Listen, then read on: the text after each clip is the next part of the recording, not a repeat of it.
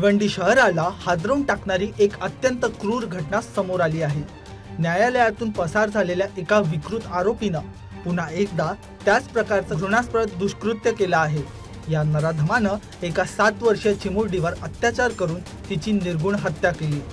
या घटनेमुळे संपूर्ण शहरात संतापाची लाट उसळली आहे। या आरोपीची क्रूरता पाहून अंगावर काटा येईल। पोलिसांनी या आरोपीच्या अखेर मुसक्या आवळल्या असून विकृत आरोपीचं नाव सलामत अन्सारी असं आहे। पण या आरोपीचा हा पहिला गुन्हा नाही।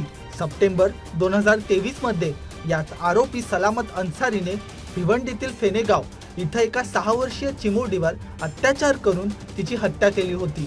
त्यावेळी पोलिसांनी त्याला बिहारमधून अटक केली होती आणि याच ठिकाणी सर्वात मोठा प्रश्न निर्माण होतो।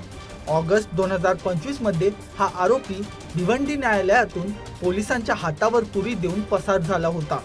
इतक्या गंभीर गुन्ह्यातील आरोपी पोलिसांना चकमा देऊन कसा पसार झाला या प्रश्नावर अजूनही उत्तर मिळालेलं नाही।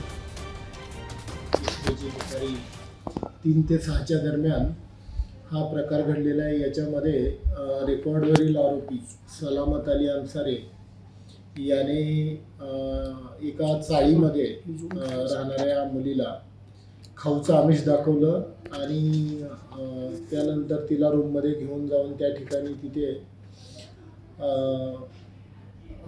एक अनैतिक कृत्य करून तिला गळा दाबून मारल्याचं प्रकार घडला। त्यानंतर त्या मुलीला एका गोणीमध्ये बांधून हा इसम लॉक लावून निघून गेला।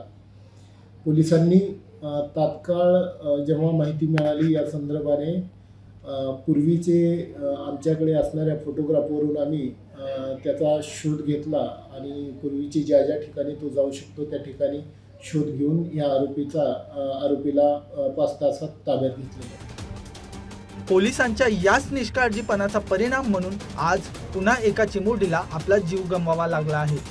पोलिसांनी जर तेव्हा निष्काळजीपणा केला नसता तर आज हा दुसरा जीव वाचू शकला असता। 2024 साली भिवंडी शहराला अशाच प्रकारचा गुन्हा आहे आणि याच्यामध्ये तो जेलमध्ये होता।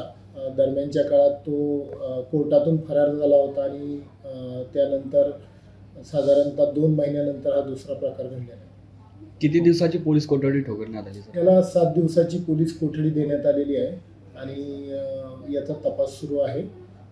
या दृष्टीने सर्व ती खबरदारी घेत आहे।